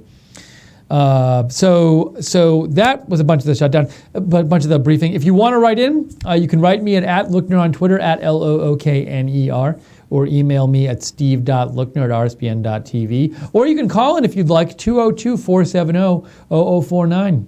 Give us a call, share your thoughts. So a couple people wrote in, let's see. Andrew Sova, you wrote in right before the briefing, I think you said, he said, hold up, why is it that everyone keeps saying the government maybe would be shut down, maybe should shut down? Sorry, let me start again. Andrew said, hold up, why is it that everyone keeps saying the government should shut down maybe? That is exactly what the Democrats want. They will use it as an excuse for Donald Trump not doing his job. It does make it seem to the lefties perhaps, maybe Trump should be impeached. I could see it now, that's what they'll be saying. Trump needs to somehow replace Paul Ryan. That's the majority of the issue. So you think, Andrew, we had some viewers say, hey, why not just shut the government shut down now? If you're going to shut it down in the fall, that'll make the Democrats give in. And you're saying, Andrew, you think, no, government shutdown is what the Democrats want because then they can blame it on President Trump and the Republicans. So, Andrew, you don't think that it would be good for President Trump to have a shutdown. It sounds like either now or in the fall. Thanks, Andrew. Let's see. You wrote in Sightless Seer. You said, you sent me a link and said, I believe this is the bill they are discussing. All right, I'll have to look that up, Sightless Seer, because I can't open it now, or I'm not going to take the time to open it now. But thank you for writing. I'll check it out later. Nelson Rubenstein clarified something I was wondering about. I got a message on the pre-show from Mid-American that said GOP then little e, and I didn't know what that meant. And Nelson Rubenstein sent me a message that said GOP equals GOP establishment. Maybe I should have known that, but I had never seen it written like that before. So thank you, Nelson, for clarifying. Now, let's see. Okay, we are back. I want to talk a little bit about what Mick Mulvaney talked about. Oh, I want to make sure I didn't get any emails that I have to get to first. Yeah, so I did get a couple emails, so let me get to those first. R. Rhett writes, hi again, Steve. Secretary Mulvaney eased my doubts about the budget bill. The bill is not as bad as it originally sounded. Some perks for the Trump administration. Overall, President Trump is right and wins again. Also changed my mind about a government shutdown now. Maybe in September? Fake mainstream media news had shown the Democrats celebrating over the bill. Mick Mulvaney just reined in all the Democrats' victory parade. I am so glad RSBN is not fake news. Blessings, R. Thank you, R, for writing in. And I think you wrote in something quickly after that. Let me make sure I read everything you wrote before commenting on it. Let's see here. You also said, hi, Steve, only some activities stop in a government shutdown. Mandatory operations like Social Security keep functioning. Maybe the Trump administration should let the government shut down now. No, I think I read this before. Sorry, I read. I think this is the one I read before. But as to your other email about, so you pointed out that Mick Mulvaney was talking about the Democrats celebrating after this spending bill that was agreed on this week. And what Mick Mulvaney said is, he said this spending bill that avoided a government shutdown, at least until the fall, he said that to him it was Republicans and Democrats both negotiating and compromising. And then after that happened, the Democrats just came out, he said, and just started celebrating like they'd really taken it to the Republicans in this negotiation. And Mick Mulvaney Secretary Mulvaney was was upset with that, and he thought it was misleading, and he didn't think that was the case at all. So he thought that Republicans did get some things that they wanted out of this spending bill. And I believe he mentioned the military spending increase as being one of them. But you feel better about the bill. You said about the spending bill that was agreed on, having seen Mick Mulvaney talk about it, you said. Thanks, R, for writing in. Greg writes in. Greg Jackson says, the subject is, I liked the way it ended. You liked the way the White House briefing ended, and you said, I would prefer a limit to the number of questions each reporter is allowed to ask and allow more people to ask different questions. The way it is now, very few subjects are covered. It was quite interesting to see the reactions by those in the press when Cernovich castigated them in that room. So a couple things in here.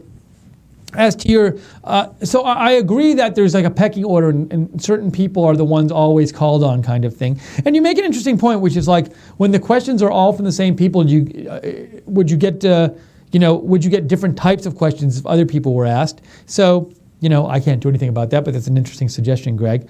And your second point about Cernovich, just in case people didn't see it, Mike Cernovich was in the press room yesterday during the briefing. I guess he was accredited press there yesterday.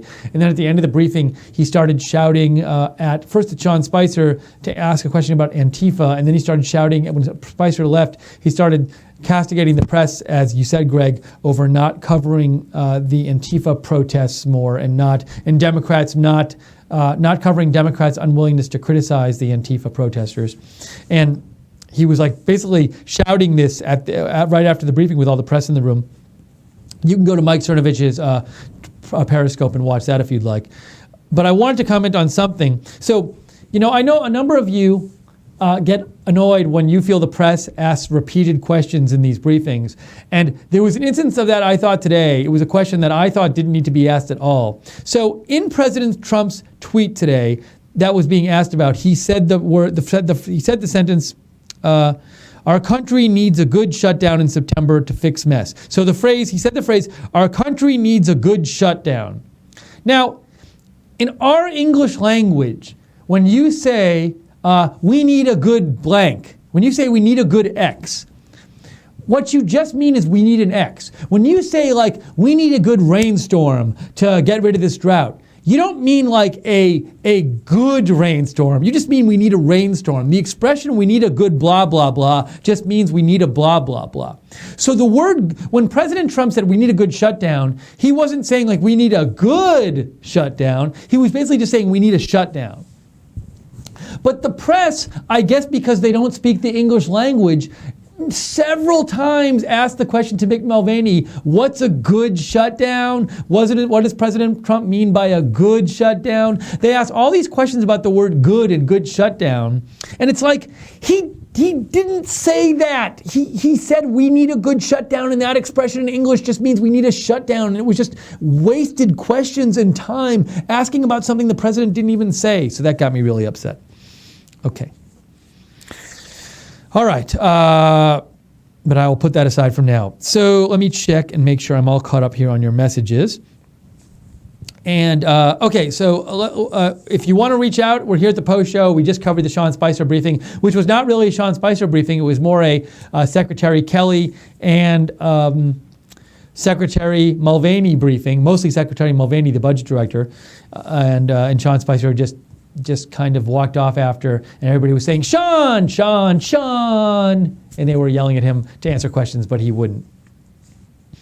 So that was kind of a different ending to the briefing. If you'd like to, we're taking your comments and questions. If you want to write in at Lookner on Twitter, you can find me there. Direct message me at LOOKNER or email me at steve.lookner@rsbn.tv. Some I've enjoyed your contributions so far in the pre-show and now. You can also call in if you'd like, 202-470-0049. Talk about any of the issues that they talked about in the briefing or any of the other big issues of the day. You could talk about the health care bill. You could talk about President Trump's shutdown tweet. You could talk about what did you think about this spending bill that was reached this week? Do you think that the Republicans should have insisted on more at the risk of a shutdown, or are you fine with it?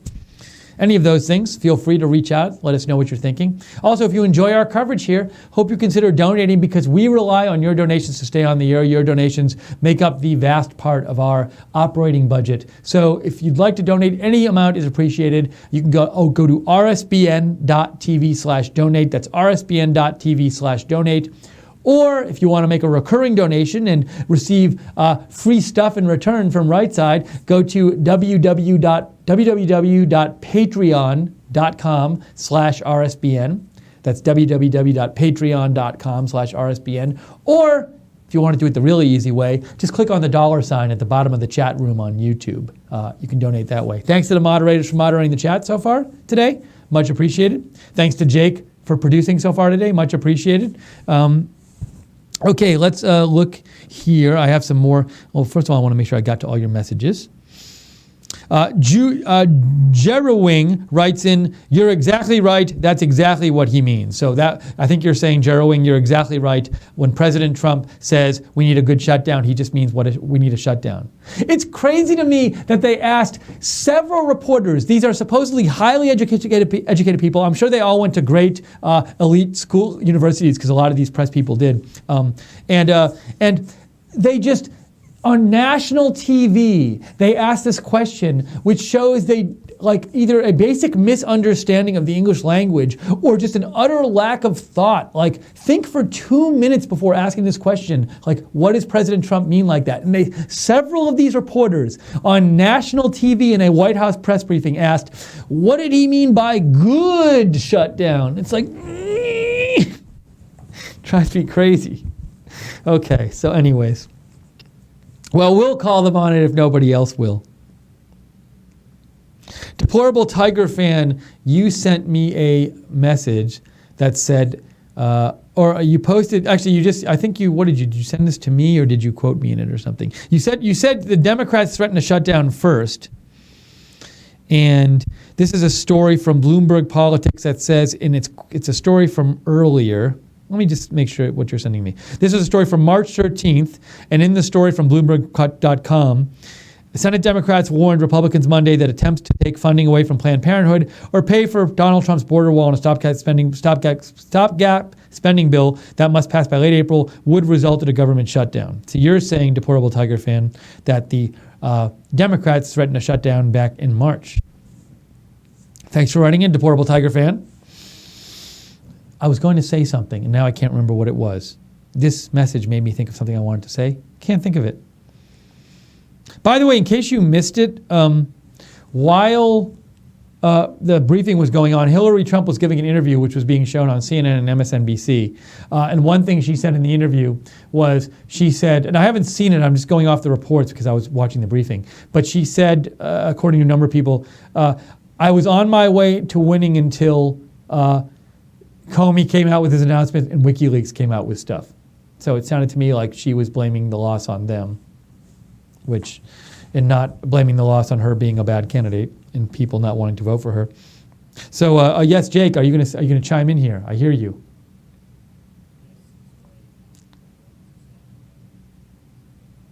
Okay, so we have about 10 minutes here just to let you know, and if you want to write in with some comments in the final in 10 minutes here of the post show, the 10 minutes we have remaining, give me a shout. The information's on your screen, at Lookner on Twitter, steve.lookner@rsbn.tv. That's my email. Or call 202-470-0049. I have another message here. Sightless Seer says, I very much support school choice, provided there is testing for placement rather than income. So students who need less resources to learn at an advanced level can be placed with students who learn at an equally fast pace and aren't slowed down by those who learn far slower. The advanced students can join a tutoring program for the slower students for school credits, as well as to benefit better future young citizens.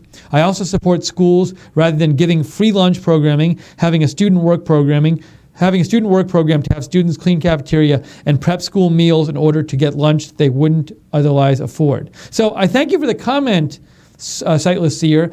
I'm not sure why you're talking about school choice. I'm wondering, is there something you're referring to in the press briefing that made you comment this? So if there's context, feel free to message me, Sightless Seer, and let me know. Okay, let me quickly. Oh, another thing I wanted to mention that happened during the briefing is Senate Majority Leader Mitch McConnell said, I'll give you the exact quote here, because President Trump raised in his tweet this morning the possibility of changing the Senate rules to no longer allow a filibuster. But Mitch McConnell said, quote, that will not happen. He said there will not be a change to the filibuster rule. That's at least what Mitch McConnell said today. Just other things that happened during the briefing to go over them. Homeland Security Secretary Kelly said at the start of the briefing, he described a see-through steel wall that will be built, and actually there are photos of it that they were. If you watched the briefing, you saw this. There were several photos behind the speakers showing the see-through steel wall. What else do I want to mention? Oh, also something interesting. Homeland Security Secretary Kelly said he was shocked that that after the spending bill was passed, the spending bill without money for the wall in it, he was shocked that some are rejoicing that over the fact, I think he said some in Congress were rejoicing over the fact that the wall will be slower to be built now. And he was shocked. He thinks people should want this wall to be built, and he was shocked that some people are rejoicing over the fact that it's getting slowed down now. Let's see. Mick Mulvaney. Another thing, a comment from Budget Director Mick Mulvaney I want to repeat is that he was asked why. So there are certain waivers being proposed in the healthcare bill, which would give. I think he was specifically asked about drug treatment, but he made a general point, which I wanted to point out, which is there are certain the House wants to put certain waivers in the bill, which you know what though, I I'm a little confused as to the exact point he was making because I have two different points I think he might be making. So I'm not going to say it because if I say it, I know I'll say it wrong and then I'll have to go back later and correct myself. So I'm not going to say it. Now that I read it, I'm like, I'm not sure which of these 2 points he was making. So forget I just said that. He also said, just to repeat, he said President Trump was frustrated that he negotiated with the Democrats in good faith and they tried to spike the football after they completed the spending bill and say that they really defeated the Republicans on this. He also said that if the Democrats don't behave better, then a shutdown may be inevitable. And he was asked, Secretary Mulvaney was asked, well, why not do a shutdown now? Why wait until the fall to have a possible shutdown? If you're going to insist on having certain funding priorities in the fall, why not insist on them now? And if they shut down, so be it. And what Mulvaney said is he said, the president is giving it a chance to work. He's giving the system a chance to work. And he said that the president didn't want to do a shutdown now. He wants to see if it can be worked out by the fall. And if it can't, maybe there'll be a shutdown then. But he wanted to give it a chance. He said that. Okay, let's see here. So again, Sean Spicer not taking questions today, which was interesting. I guess, you know what? I mean, now, to me, it's like, he doesn't have to answer questions every day. I mean, he could just not have a briefing today. I think maybe there's a reason for this, but if he had said in the beginning, I'm not taking questions today, but Mick Mulvaney and Homeland Security Secretary Kelly are, that might have made people freak out less at the end. I think a big reason for the press being so upset at the end is that they had no idea he was going to. They were waiting for him to come up and take questions, and maybe they were saving a question for him that they would have asked during the briefing if they knew he wasn't going to take questions. Let's see here. I want to check my email here. This is a message from GL. GL says, hello, Steve. How much money had been appropriated for the wall years ago? Is that money still available or did it go missing? And you write, okay, so that's your question, and you want to know. So GL, I don't know. I can't answer your question. I need to research this. I have no idea. I have literally no idea on if money in the past was specifically appropriated for a wall and how much it was and whether it would still be available. I would assuming if it's available, it's not much because in all the reading I've done about the wall stuff, I've never heard like past funds being mentioned, which suggests to me that if there are past funds, it's not much. But I also don't know, like I feel like they do an annual budget of where money can be spent. So it's like, I have to imagine like if money is appropriated for a wall, it would have had to have been spent in the year it was appropriated in. I don't think the way they do it is like, we're going to, let's appropriate some money in the year 2000 for the wall, and then they can wait until 2016 to spend it. I'm not sure about that, but I believe each year there are spending bills that are passed that affect only the spending for that year. So that's my brief answer to your question, which doesn't entirely answer it, but I will try to look up some more about that. Thanks for writing in, though, GL. Let's see here. I just want to check if anything.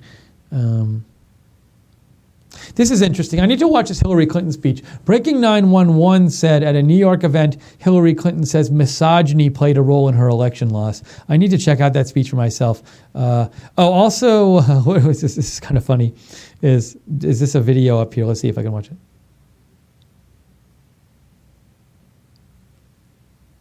So there's a video of so Spicer left the briefing, and then there's a video of Peter Alexander from NBC coming back in the room saying he's not coming back. So I guess everybody's waiting to see if he was coming back. If you go to NBC Politics, you can see that video. So anyways, it was a bit of a short briefing today. Okay, we need to wrap it up here. So what can I say? We'll be covering the Spicer briefings later this week, if and when I'm not sure, but I'm 99% sure he'll have some briefings later this week. We'll cover those for you. We will cover breaking news for you if it happens today or tomorrow or whenever. We'll cover that for you. Reminder, we will be covering the French election on Sunday. I gotta set that up. I gotta post that on YouTube.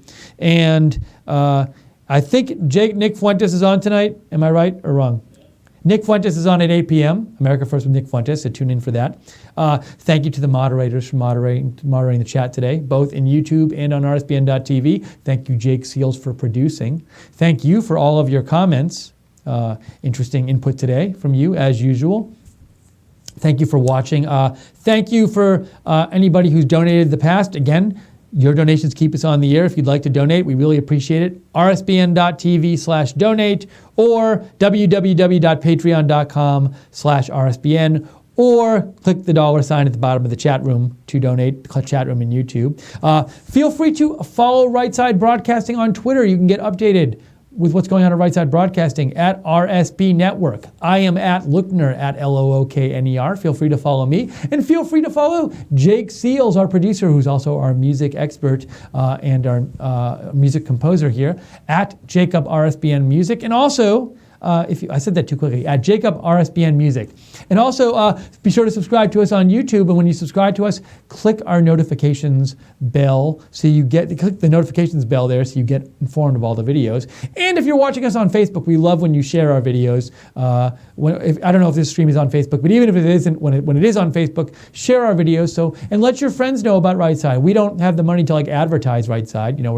We have the money to try and stay in business. That is the goal for us, is to use the money we have to make enough money to stay in business and stay broadcasting. So advertising, we don't have enough money for that. So we rely on you to spread the word about us. So we hope you can do that for us. And really appreciate all of your input today and you watching, and thank you so much. And I think that's going to be it for today. So from all of us here at Right Side Broadcasting, hope you have a great day today. We will see you soon, and have a good one.